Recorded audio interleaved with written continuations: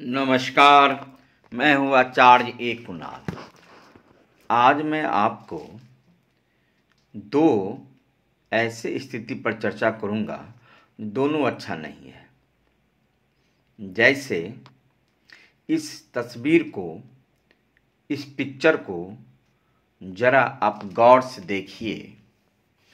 प्रथम देखिए, जो शुक्र मवेखा है इस हथेली में, इस हथेली में, इस हस्तरेखा में शुक्र मवेखा दिखाई दे रहा है। शुक्र मवेखा जो सूर्य पर्वत को और शनि पर्वत को, दोनों पर्वत को घेर लिया है। हृदय रेखा से ऊपर जहाँ पे तीर देखिए, गौर से देखिएगा तो दिखाई देगा शुक्र मवेखा। इस रेखा को ही शुक्र मवेखा कहते हैं लोग।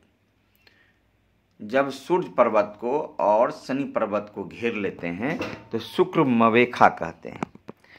ये शुक्र मवेखा बहुत अच्छा चिन्ह नहीं है।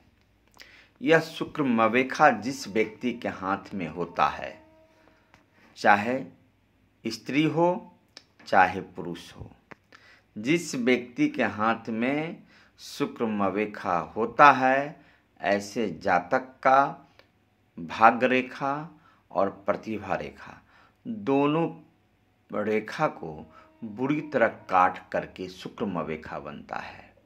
यानी भाग्य रेखा को भी काटता है और प्रतिभा रेखा को भी, सूर्य रेखा को भी काट देता है। ये दोनों रेखा को काटने के बाद शुक्र मवेखा बनता है। दूसरा, ये सूर्य पर्वत और शनि पर्वत दोनों को घेर लेता है।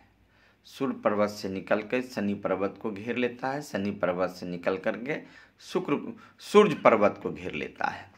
जब दोनों माउंट को एक साथ जब घेर ले, सूर्य को शनि से संबंध, शनि को सूर्य से संबंध बना दे और भाग्य रेखा और प्रतिभा रेखा काट दे, तो ऐसे जातक का अस्थिरता भंग हो जाता है।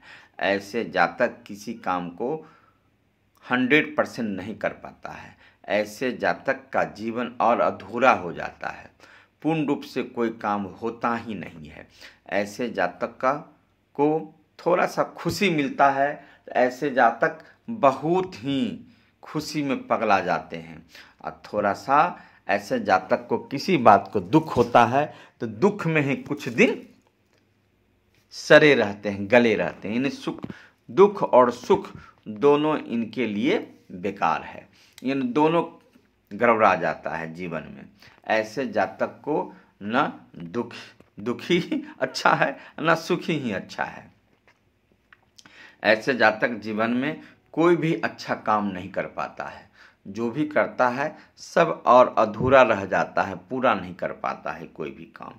ये तो हमने आपको शुक्र मवेखा के बारे में चर्चा किया। इस हथेली में शुक्र मवेखा है, जो आप देख सकते हैं। जरा गौर से देखेंगे, ध्यानपूर्वक देखेंगे तो दिखाई देगा आपको। अब आइए, बुध पर्वत नीच है। आप देख सकते हैं कनिष्ठा अंगुली के नीचे में जो माउंट है, बुध एकदम धसा हुआ है, गिरा हुआ है, नीच है इस हथेली में।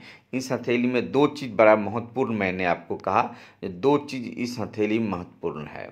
अब किसी व्यक्ति का बुध पर्वत गिरा हुआ हो, इस तरह धसा हुआ हो, तो ऐसे जातक चाहे जितना पढ़ा लिखा हो, चाहे जितना प्रतिभा का मालिक हो, चाहे जितना तेज तराक हो, लेकिन अन्य वक्त पर बुद्धि विवेक नहीं काम करेगा। ऐसे जातक का याददाश्त शक्ति घटने लगता है। ऐसे जातक बात को भूलने लगता है। ऐसे जातक का व्यापार नुकसान होता है। ऐसे जातक को धन का अभाव होता है। ऐसे जातक को धन बड़ा कष्ट से प्राप्त होता है।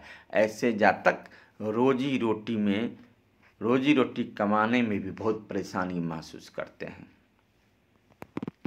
क्योंकि जब भी बुध पर्वत नीच हो जाए, गिर जाए, तो ऐसे जातक को व्यापार से हानि होता है, व्यापार में भी नुकसान होता है। अगर जॉब करता है तो जॉब में भी बहुत ज़्यादा अच्छा नहीं हो पाता है। जॉब करता है उससे भी असंतुष्ट रहता है, कमाई धमाई कम और खर्च ज़्यादा रहता है। ऐसे जातक का बुद्धि विवेक साफ ही काम नहीं करता है। बुध नीच रहने के कारण ऐसे जातक का व्यापार, धन, बुद्धि, विवेक सब के सब नीच हो जाता है। ऐसे जातक व्यापार करने में भी सक्षम नहीं रहता है। अब दोनों इस हथेली में अवगुण है, यानी बुध भी नीच है और शुक्र मवेखा भी है, जो प्रतिभा रेखा को, भाग रेखा को काट दिया है। अब देखिए, ऐसे स्थिति में हाथ की बनावट सुंदर रहने के बाद भी ऐसे जातक को परेशानी महसूस होता है, जबकि इस हाथ में बृहस्पति पर्वत का माउंट अच्छा है, मंगल अच्छा है, शुक्र अच्छा है, केतु अच्छा है, चंद्रमा अच्छा है, सूर्य का माउंट भी अच्छा है, यानी सूर्य का पर्वत भी अच्छा है। लेकिन ये शुक्र मवेखा और बुध को नीच होना, ये दोनों इस हथेली के लिए नुकसानदायक है। ऐसे जातक को बुध ऊंच के लिए, यानी बुध को ठीक करने के लिए, प्लस शुक्र मवेखा को खत्म करने के लिए, शुक्र मवेखा को प्रभाव को कम करने के लिए ऐसे जातक को एक पन्ना जरूर धारण करना चाहिए, यानी बुध का रत्न पन्ना जरूर धारण करना चाहिए, ताकि बुध ऊंच हो सके। और दूसरे में ऐसे जातक को शनि नीच भी है और शुक्र मवेखा भी है, तो पन्ना के साथ साथ नीलम, यानी नीलम या उसका नीलम का कोई उपरतन, नीली ही क्यों ना हो, उसको धारण करना चाहिए। यानी एक नीली या नीलम का कोई उपरतन और एक पन्ना रत्न, ये दोनों धारण करने से ऐसे जातक को काफ़ी लाभ होने लगता है।